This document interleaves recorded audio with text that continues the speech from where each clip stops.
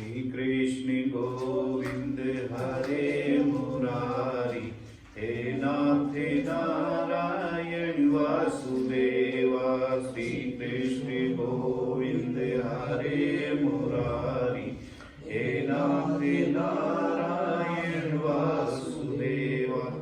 हे नाथ नारायण वासुदेवा, हे नाथ नारायण वासुदेवा। श्री कृष्ण गोविंद हरे मुरारी, हे नाथ नारायण वासुदेवा। कहते हैं कि जीवन में अनुभव एक अलग चीज है और शिक्षा एक अलग चीज है। शिक्षा वह होती है जो विद्यालय में पढ़ने के लिए जाते हैं। किसी के पास में एमएससी की डिग्री है, किसी के पास में पीएचडी की डिग्री है, अनेक प्रकार की डिग्रियां होती है। लेकिन अनुभव जो होता है वो बुजुर्गों से ही प्राप्त होता है। कई बार विद्यार्थी के मन में ऐसे विचार आ जाते हैं कि हमारे दादा परदादा ये पढ़े लिखे नहीं है तो इन्हें क्या ज्ञान है, हमारे पास तो बड़ी बड़ी डिग्री है, इनके पास तो कोई डिग्री भी नहीं है। तो ऐसी घटना आती है एक जगह पर, एक कोई भाई थे तो उनकी एक कन्या थी और जब वो शादी के योग्य हुई तो उन्होंने शर्त रखी कि हम अपनी लड़की की शादी तो करेंगे, लेकिन शादी में शर्त यह होगी हमारी लड़की की शादी में कोई बूढ़ा ना आए। अब जब ये पता लगा लड़कों को तो लड़के बहुत खुश हुए, कहने लगे सही बात कहा बिल्कुल लड़के वालों ने, बूढ़ों का बारात में क्या काम, बूढ़े तो अपना घर बैठ के अपना राम राम जपो। क्योंकि बच्चे ऐसा ही चाहते हैं कि उनको पता है सब उड़ार होंगी, तो कहने लगे कि क्या कि भाई तुम्हारे घर में कौन चौधरी है, कहने लगा हम सब चौधरी हैं। तो फिर उड़ार यही तो चाहती है बच्चे की बस शादी में जाए स्वतंत्र रहें, कहीं कुछ भी उल्टा सीधा करें, कोई हमको रोकने टोकने वाला ना हो। बच्चे बहुत खुश हुए, कहने लगे भाई ये बढ़िया किया लड़के बढ़िया कि कोई भी बूढ़ा नहीं जाता। बारात की तैयारी होने लगी, गाड़ी सजने लगी। तो जो लड़के का बाबा था उसने कहा भाई कुछ भी हो जाए मैं जरूर जाऊंगा। वो कहा ना कहावत है कि क्या कि मूल से प्यारा ब्याज हो जाता है। तो कई बाबाओं को अपने पोते से इतना प्रेम हो जाता है कि पुत्र से भी नहीं रहता है। तो भाई समझाया भी लोगों को, उन्होंने कहा कि बाबा बात को समझने की कोशिश करो, अगर तुम चले गए तो वहां फेरे नहीं मिलने हैं, बारात वापिस चली आएगी और आप बच्चों की तरह जीत पर अड़े हैं। भाई कहने लगे कुछ भी हो भाई मैं जरूर जाऊंगा। अब कहते हैं कि बूढ़े का मन भी बच्चे जैसा हो जाता है, समझा भी नहीं माना, कहने लगे भाई मैं जरूर जाऊंगा, तुम मुझे ऐसी जगह छुपा कर लेके चलो। कहने लगे कहां छुपा के लेके जाएं तेरे को, भाई कुछ भी करो। तो कुछ ने कहा भाई क्या करें, बूढ़े ने कहा एक काम करो ना, क्या गाड़ी तो तुम ले जा रहे हैं, खान वो पिछले टंकी होगी तो होगी जिसमें सामान भरते हैं उसी में घेर लो मेरे को। कहने लगे ये सुझाव ठीक है। डिग्गी खोली गई पीछे से और कहने लगे उसमें मुड़सी के, कहने लगे उसमें पड़े हो। बारात लड़की वाले के द्वार पर पहुंच गई। लड़कों में बड़ा उत्साह था इस बात को देखते हुए, कहने लगे कि अच्छे अच्छे सौ चलेंगे, कोई कहने वाला नहीं है, कुछ नहीं है, सब बच्चे ही हैं, ऐसी तो बारात जीवन में पहली बार ही कर रहे हैं। तो जब बारात वहां पर पहुंच गई तो अब बाराती को तो जाती क्या देखता है, खाना पीना देखता है। कहते हैं ना कि बारात में कितने लुटेरे होते हैं, बारात में कई प्रकार के लुटेरे होते हैं। पहला लुटेरा होता है बाराती, वो क्या कहता है लड़के की बहू काली मिलो पीली मिलो सांवली मिलो, हमें इससे कुछ लेना देना नहीं है, हमारा खान पीना बढ़िया होना चाहिए, नाच गान बढ़िया हो, बस ये चाहिए। तो पहला लुटेरा बताया है बाराती को। फिर दूसरा जो लुटेरा है वो बताया बाप को।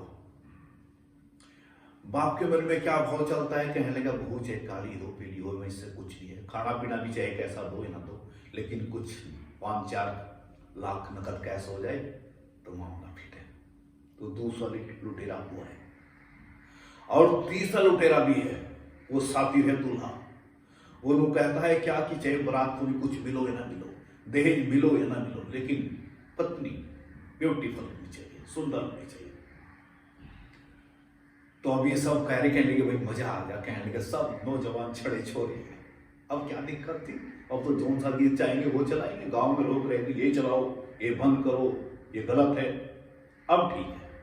तो जैसे ही वहां जाकर रुके, जहां बारात ठहराने की व्यवस्था थी, वहां पर बैठे तो वहां देखा कोई नाश्ता वास्ता नहीं आया। बाराती देखे भाई क्या चक्कर, आध घंटा हो गया।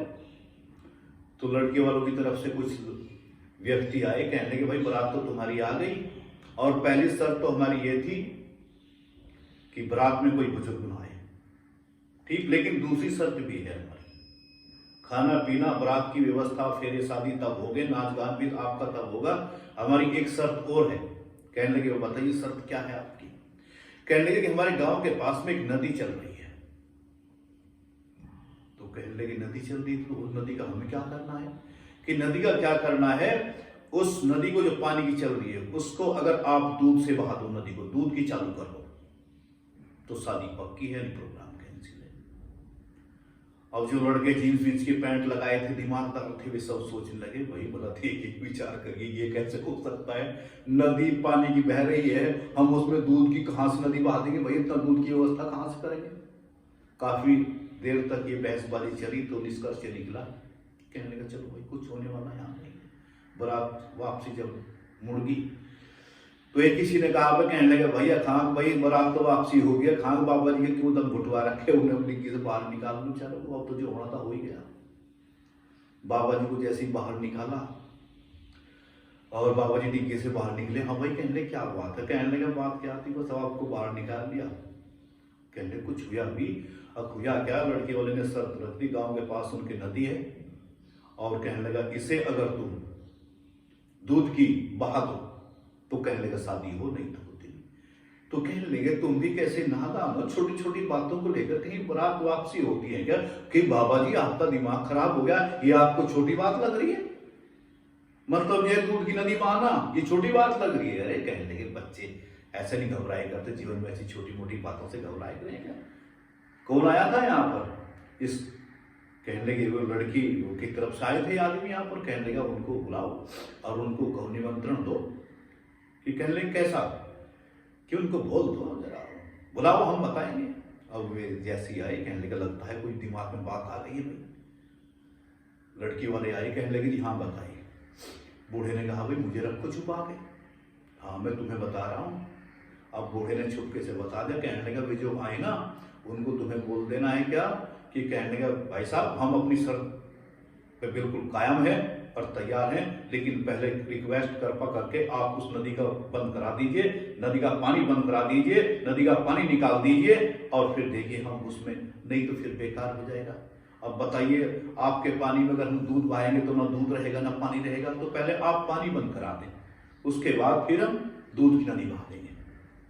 अब वे गए लड़के वाले को जाकर कहा, कहने लगा जी बात तय हो गई। वे कह रहे कि पहले नदी बंद कराओ और उसके बाद में दूध, नदी बंद होते ही दूध की नदी एकदम चालू। लड़के वाले ने कहा दोबारा जाओ जांच करो, शादी में कोई बुजुर्ग जरूर है। अब वे दोबारा फिर वहां गए, जाकर देखा उन्होंने। तो कहने का तात्पर्य यह है कि बड़ों के पास में जीवन के बड़े अनुभव होते हैं, और बच्चे मानते हैं क्या कि हमारे पास ही अनुभव है, बस हम ही सब कुछ। ऐसा नहीं होता। एक गाड़ी चली जा रही थी तो ट्रेन, तो कुछ बच्चे स्कूल के भी ट्रेन भी सफर कर रहे थे, जैसे अपनी सामने वाली रोड पर बहुत बच्चे ट्रेन से स्कूल में जाते हैं। तो कोई बुजुर्ग थे बेचारे 70-75 साल के, दाढ़ी आई हुई थी, बुजुर्ग थे, तो वे भी ट्रेन में सफर कर रहे थे। जैसे ही ट्रेन में बैठे थे बुजुर्ग, तो नीचे वाली सीट जो थी दोनों तरफ की खाली पड़ी थी, एक कोने में भी बैठे थे। और वे 10-12 लड़के आकर स्कूल के इकट्ठे थे, सारे उस पर बैठ गए आकर। और तुम्हें पता है लड़के किसे कहते हैं, जो माँ से भी लड़के, बाप से भी लड़के, दुनिया से लड़के हैं, लड़ता ही रहता है, तो उसी का नाम लड़के है। और लड़के जो थे ट्रेन में बैठे तो भड़के, और भड़के के पश्चात कहने कुछ होना चाहिए भाई, आपस में कुछ ने कहा भाई क्या है, कहने कुछ भी होना चाहिए, थाली तो कभी बैठना नहीं चाहिए, आलस से कटु विद्या, कुछ ना कुछ करते रहो। एक ने कहा भाई ट्रेन में क्या कुछ करें भी? कहने लगा कुछ क्यों नहीं करते, इसकी चैन खींचो, ये नहीं काम है। अब वो दूसरों ने कहा भाई तो कैसी बात करते हो, चैन खींचने में 6 महीने की सजा है, 500 रुपए का जुर्माना है। अब ये बाबा जो बूढ़े दिए सब बेचारे देख रहे कि लड़के आएंगे तो कुछ कह भी नहीं सकते, अगर कुछ कहेंगे 2-4 हमें सुना देंगे, बूढ़े तुझे क्या परेशानी है। बेचारे चुपचाप कोने में लगे रहे। तो एक ने कहा, कहने लगे भैया खाप तो कहने घबराने की आवश्यकता क्या है इसमें, क्या कि आपस में 100-200 रुपए इकट्ठे कर लेंगे, क्या हो गया, चैन खींचो पर। अब उन्होंने आपस में सारों ने 10-12 लड़के थे। अब उन्होंने किसी ने 100 दिए, किसी ने 50 दिए, 500 की तो कोई बात ही नहीं थी, कोई 500 एक दे, तो रुपए 1200 हो गए। उन्होंने फिर वापस में गिने और सारे रुपए गिनकर जिसने कहा भाई 1200 हो गए और जेब में रखे, तो ये बूढ़ा बाबा सब देख रहा था कि 1200 कर लिए भाई। कहने कैसी नादान इनकी बुद्धि है, देखिए अल्प बुद्धि अल्प ज्ञान, बेवक्त के मतलब काम करने के लिए जा रहे हैं सोच रहा, लेकिन उनको पता था क्या कि मूर्ख में उपदेश देने की आवश्यकता नहीं होती है, वहां चुप ही रहना चाहिए। तो देखते रहे। तो उसने कहा भाई 1200 रुपए हो गए हैं और 1200 रुपए टीटी आएगा अपना दे देंगे, दावत भी हो जाएगी, टीटी को दे देंगे। एक ने कहा रे, कहने लगे ये भी बचवा में तुम्हारी ये भी देने की जरूरत नहीं पड़ेगी। कहने लगे क्योंकि तुम चैन खींचो और जैसे ही टीटी और पुलिस आएगी, कहने लगे मैं इस बुड्ढे का नाम नहीं लूंगा क्या, और किसने खींची, ये पैसे ही बच जाए। जब ये बात सुनी तो बूढ़ा बेचारा गिड़गिड़ा, रे भैया हमने क्या तुम्हारा बिगाड़ा है भाई, तुम हमें क्यों कह रहे हो, सारों की सलाह होगी। कहने लगे हाँ हाँ ये सुझाव ठीक है। और बूढ़ा बेचारा डर के मारे गिड़गिड़ाए, भाई बच्चों हमने तुम्हारा क्या बिगाड़ा है। और वे वो हंसे, वो गिड़गिड़ाए भी हंसे, कहने लगे हाँ मजा अब आएगा, और अभी जब टीटी आएगा, जब ये पूरा गिड़गिड़ाएगा, मजा तो जब आएगा। चैन खींच दी, पुलिस टीटी वहां पहुंच गए। अब जैसे ही वहां पहुंचे तो जाकर उसी में डब्बे में पहुंचे तो जाकर कहने लगे जी कौन, कहने लगे ये बुड्ढा है, इसने खींची। टीटी ने कहा कि ताऊजी तुमको शर्म लिहाज नहीं आती, बुजुर्ग अवस्था है आपको चैन खींच तो शर्म नहीं आती बेमतलब की। कहने लगा टीटी साहब ऐसा नहीं है, मैंने मजबूरी में, बहुत मजबूरी में चैन खींची है। कहने लगे क्या मजबूरी थी। कहने लगे आप देख रहे 10-12 लोंडे बैठे कि हाँ मैं तो अकेला कुछ नहीं कर सकता, इनकी 10-12 की पावर ज्यादा है कि हाँ वो तो है। बात बताओ क्या कहना चाहते हो कि इन्होंने 1200 रुपए मिलकर सारों ने मेरी जेब से निकाल लिए, अरे जो लाल शर्ट वाला बैठा है इसकी जेब में है, इसलिए मैंने चैन खींची। अब पुलिस साथ में थी, एकदम पुलिस ने जाकर वो हाथ दिया जेब में, ऊपर 1200 रुपए रखे थे पूरे। क्यों, वो तो सारे पैसे चंदा ही करता, बुजुर्ग के सामने हुआ था। पुलिस वालों ने रुपए दिए और लड़के कुछ बोले, कहने का एक शब्द न बोल दिया, और डंडा ना ये 3 डिग्री देगा बिल्कुल, चुप हो गए। अगला स्टेशन आया तो पुलिस वालों ने उनको हथौड़ी लगा रखी थी सर को, और जब ले जा रहे थे तो बुजुर्ग स्टेशन की तरफ बैठा था और उनकी तरफ को देखकर मुस्कुराया, दाढ़ी पर हाथ घुमाया, कहने लगे दाढ़ी के बाल सफेद ऐसे ही नहीं है जीवन में, आया कुछ पता लगा। तो बुजुर्ग का जो अनुभव होता है वो बड़ा अनुभवी होता है। बच्चे सोच सकते हैं क्या कि हमारे पास में अभी ज्ञान है, नहीं, अनुभव जो होता है वो बड़ों के पास में होता है। एक व्यक्ति था, कई जगह तो हम ऐसा देखते हैं समाज में घूमते हैं कि क्या कमाल है। एक आदमी था, वो कई % का ब्याज लेता था गांव में, ये जीवित घटना है। तो और ब्याज लेता तो उसका लोगों ने नाम क्या रख दिया, भगत। भगत, लोगों का जो खून चूसने वाला है, मजाक में भगत। कई जगह पर ऐसा भी होता है कि एक आदमी का एक गांव में नाम था कलेक्टर। क्या नाम था, कलेक्टर। उसको मतलब ऐसे किसी ने कभी बचपन में रख दिया होगा, जैसे तुम्हारे साथ में पढ़ते हैं कमांडो है, वो दूसरा है, एक वहां सलेमपुर का लड़का है उसका नाम कमांडो है, और वो रख तो ऐसे दिया उनकी एक्टिविटी के हिसाब से, लेकिन ये नाम जो है फिर प्रचलित रहते हैं। अब पूछ लेगा भाई कमांडो ये कहाँ गया था कमांड करने के लिए, गए तो नहीं, तो ऐसे ही कुछ नाम होते हैं, तो वो नाम रख दिया उनका कलेक्टर। तो गांव में लोगों ने बताया कि गांव में क्या हुआ, चकबंदी चल रही थी, तहसीलदार और खोर साथ में थी, चक की पैमाश होनी थी। उनका जो भाई था बड़े वाला, उसने तहसीलदार ने जैसे ऑर्डर किया कि भाई गरीब डालो, उसने कहा जी अभी जरीब नहीं डल सकती बिल्कुल भी, जब तक यहाँ पर कलेक्टर नहीं आएगा जब तक कुछ नहीं होगा। उन्होंने कहा अरे भाई इसमें तो सरकार का ऑर्डर है, कलेक्टर का ही ऑर्डर है, इसमें आप नहीं रोक सकते। कहने लगा भाई चाहे ककड़ी के 3 हो जाए, लेकिन जब तक यहाँ कलेक्टर नहीं आएगा जब तक कुछ नहीं होगा, पैमास बंद होगी। अब इतना स्टाफ था गाँव वालों को, कहने लगे भैया कहाँ, कहने लगे भाई इसमें तो बताओ जब ये कलेक्टर के ही तो आदेश है, कलेक्टर को यहाँ बुलाने की क्या आवश्यकता पड़ रही।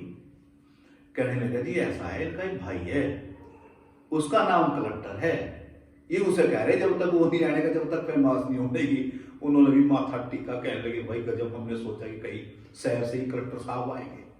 तो ऐसे कई जगह नाम भी इस प्रकार के रख जाते हैं कि लोग भ्रमित हो जाते हैं। तो इसका भी नाम जो था लोगों ने कंजूस पक्का था, दानचंद रखा हुआ, दानचंद। कभी चौनी दान नहीं करे लेकिन नाम दानचंद। तो पत्नी ने कहा कि दुनिया चली गई गंगा में नहाने के लिए, तुम भी चले जाओ, तुम भी चले जाओ, घर से ही गाड़ी जा रही, रोड पर बैठो और पहुंच जाओ। अब कहते हैं कि जब कोई चीज पीछे लग जाती है, बार बार करती रहती है, आदमी के दिमाग में आते हैं कि यार इसने भी दिमाग खराब कर दिया, चलो चलते हैं। तो इसने क्या निर्णय लिया कि किसी ऑटो रिक्शा से गाड़ी से नहीं जाऊंगा, पैदल जाऊंगा, पैसा बचाना है। अब 12 किलोमीटर गंगा जी थी, पैदल निकल लिया। पत्नी चलो जैसे तैसे भी जा रहा है, कम से कम जा तो रहा है। अब ये जब चल दिया तो अब इसे पता लगा हरिद्वार में एक पंडा घाट है, उस पर पंडे लोग रहते हैं, वहां पर भी दान दक्षिणा लेते हैं। इसे पता था, कहने लगे तो इसने पंडा घाट नहीं गया, ये मुर्दा घाट गया। कहने लगे जहां कोई मरता है, जहां लोगों को फूकते हैं, हम उस घाट पर जाएंगे, वहां दिन दीवाना कुछ भी नहीं पढ़ने। तो ये पंडा घाट नहीं गया, ये मुर्दा घाट गया और जाकर इसने कपड़े अपने उतार कर और स्नान करने के लिए मोछे में गंगा जी में डुबकी लगाई। डुबकी निकाल कर जैसे ही बाहर आया तो इसने देखा सामने भगवान एक पंडे के रूप में प्रकट हो गए और देखते ही सिट्टी पिट्टी घूम, कहने लगे यहाँ भी आ गए, यहाँ भी आ गए। मैं 12 किलोमीटर चल के पैदल और पंडा घाट छोड़ गया, यहाँ भी आ गए। कहने लगे भाई बच्चा हम तो संतोषी ब्राह्मण हैं, यहीं पड़े रहते हैं और साल भर में बारी बार कोई कोई ऐसा दानी आ जाता है, 1 साल का ही हमें खाने पीने के लिए दे के चला जाता है। इसने कहा 1 साल का, हाँ ऐसे ऐसे दानी आते, यहाँ ऐसे नहीं कोई आता कि रोज, कभी कभार आते जैसे आप आए। इसने कहा तू करता है 1 साल भर की, यहाँ 6 महीने का भी नहीं मिलने का। तो कहने लगे 6 का नहीं, फिर 2 का करो, 1 का करो। कहने लगे कुछ नहीं होने का। कहने लगा फिर भाई भगवान थे वे, तो कहने लगा फिर भाई जब तक कुछ नहीं देने का तब तक गंगा जी में सब में भी निकल देने का तुझे। फिर अब मन तो क्या नहीं करता। कहने लगे भाई हम तुमको 5 पैसे दे सकते हैं, 5 पैसे, और वे भी अपनी उधार। भगवान को बड़ी पसंद है कि चलो कम से कम उधार पे तो एग्री हुआ। कहने लगा चलो ठीक है। ये निकल के नहा धोकर अपने घर पहुंचा। तो भगवान होते हैं, तो भगवान शाम के टाइम से घर पर पहुंच गए और जाकर कहा आलोक निरंजन, हमारे जजमान साहब हैं क्या? अब पंडे का रूप था भगवान का। तो पत्नी आई, कहने लगी जी कौन? कहने लगे जजमान साहब गंगा घाट पर स्नान करने के लिए गए थे और हमारे 5 पैसे उधारे करके आए थे, हम तो उन्हें लेने के लिए चले आए। पत्नी अंदर गई और जाकर बोला कि कोई पंडा वंडे के साथ उधार करके आए थे तुम? कहने लगे हाँ। अका गया? कहने लगे हाँ, पहुंच गया।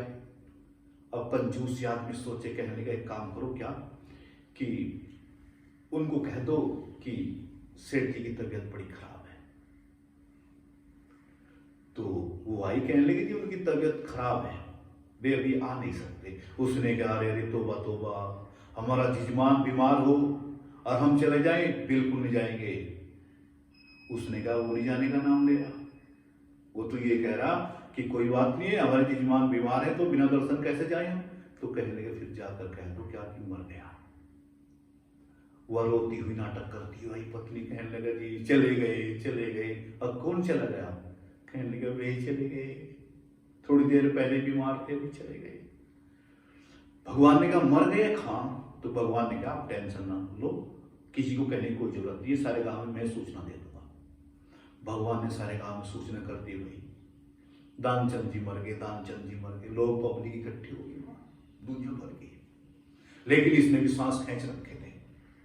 अब जब पब्लिक इकट्ठी हुई और अर्थी की तैयारी होने लगी और इसने सांस खींच रखे थे, हिलर डुले भी नहीं, बिल्कुल भी। अब क्या हुआ, जब लकड़ी कटने लगी और अर्थी तैयार होने लगी तो पत्नी कह दी, कहने लगी थी ये तो जिंदे हैं, ये मरे नहीं है। लोगों ने कहा ये तुम्हारा मोह है, ये मर चुका है। हर स्त्री यही कहती है जब मरता है उसका पति कि वे नहीं मरे, वे नहीं मरे, इसका तुम्हारा मोह है और तुम्हारा इनका साथ यहीं तक का था। पत्नी फिर चिल्लाए, कहने लगा जी नहीं, मेरी बात को समझने की कोशिश करो, ये नहीं मरे हैं। कहने लगा हर औरत यही तो कहती है, तुम्हारा इसमें प्रेम था, मोह था, ये नहीं रहा, जांच का स्टेशन आया, ये तो उतर चुका है। पत्नी को जब उसे उठा कर लेकर चली, पत्नी चिपठी, मेरी बात तो सुनो। दो चार ले कहने लगे, इसे पकड़ो, इसी बेचारी पागल हो रही है, जाना इसे भीतर बंद कर दो। पत्नी को अंदर बंद कर दिया और ये अर्थी पर रखा जा रहा। चिता में जब गया तो चिता तैयार करी गई, अग्निदान होने की तैयार थी। तो भगवान ने कहा उन लोगों को कि भाई हमारे जजमान थे, हम इनके कान में एक मंत्र फूंकना चाहते हैं। कहने लगे भाई फूंक दो, तो मरी गए। और वे गए चिता में जाकर, और जैसे ही उन्होंने चिता के कोसे उसे लकड़ी हटाकर उसके कान में कहा, कहने लगे बैकुंठ छोड़कर भगवान तुझसे मिलने के लिए आई है दानचंद। तो इसने देखा कि भगवान बैकुंठ छोड़कर मुझसे मिलने के लिए आए। तो इसने धीरे धीरे से आंखें खोली और आंखें खोलकर देखा तो फिर वही पंडा खड़ा घाट वाला, फिर आंखें बंद कर ली। भगवान ने कहा भाई बहुत देखी दुनिया, पर तेरे से हम भी हार चुके हैं, ऐसा याद भी देखने को नहीं आगे बढ़ना। तो भगवान ने कहा कि आंखें खोलो, तुम आखिर चाहते क्या हो, हमसे कुछ मांग लो। कहने लगा मांगना मुंह में कुछ नहीं है, 5 पैसे छोड़ दो बस। भगवान ने कहा 5 पैसे छोड़े। तो ऐसे कंजूस व्यक्तियों का धन कहाँ लगेगा। तो बड़े बुजुर्गों ने कहा है, महापुरुषों ने कहा है कि 3 बातें बताई हैं। भाग्यवान व्यक्ति कौन है। भाग्यवान कहते हैं ना, एक शब्द आया है भाग्यवान। भाग्यवान वो होता है जिसको भोजन भी है और भूख भी है। समझे कि क्या बताया, भोजन तो है और भूख भी है। और जहां पर भोजन तो है लेकिन भूख नहीं है, सेठ जी को तो डायबिटीज हुआ है, थायराइड बढ़ा हुआ है, गाड़ी बंगले हैं, खाने के बहुत पदार्थ हैं, लेकिन डॉक्टर ने कहा है क्या कि मूंग की दाल में पानी लेना है। तो भाग्यवान ये भाग्यवान नहीं हुआ। भाग्यवान वो है गरीब व्यक्ति है, मेहनत करता है, परिश्रम करता है, तो भोजन है तो भूख भी है। अगर भोजन है और भूख नहीं है तो वो भोजन भी बेकार का है। अगर आपके पास में भूख है तो नमक की रोटी भी आपको आनंद दे सकती है। दूसरा बताया है कि धनवान, धनवान कौन है। धनवान वो नहीं है, धनवान वो है जो धन तो कमाता है लेकिन धर्म के कार्य में भी खर्च करता है, सामाजिक कार्य में भी खर्च करता है, कथा में करता है। कहीं भागवत कथा चलती है, राम कथा चलती है, कोई गरीब का बच्चा है उसे पढ़ा देता है, किसी के कपड़े बनवा देता है, किसी का इलाज करा देता है। तो ये धनवान है अगर धन है और धन का उपयोग हो रहा है। और तीसरी बताया क्या कि जिसके पास में जिसको नींद बढ़िया आती है वो भी भाग्यवान है। अब सेठ जी के पास में गाड़ी है, बंगले हैं, पता नहीं क्या क्या सामान रखा हुआ है, लेकिन पता लगा बंगले भी हैं, गाड़ी भी है, गद्दे भी हैं, लेकिन नींद नहीं आती है। कहा है किसी ने, धन का बिस्तर मिल जाए पर नींद को तरसे नैन, और किसी किसी को मिल जाता है कांटों पर भी चैन। किसान है बेचारा, सेठ जी को रात को डबल गद्दे पड़े हैं, डल्लर के गद्दे हैं और पड़े हैं, लेकिन नींद नहीं आ रही है। दवाई लेने के बाद भी नींद नहीं आ रही है। अब एक किसान है बेचारा, अपनी मेहनत मजदूरी करता है, कई बार खेत में डले होते हैं बड़े बड़े, उन्हीं में पता लगा चित हो जाता है।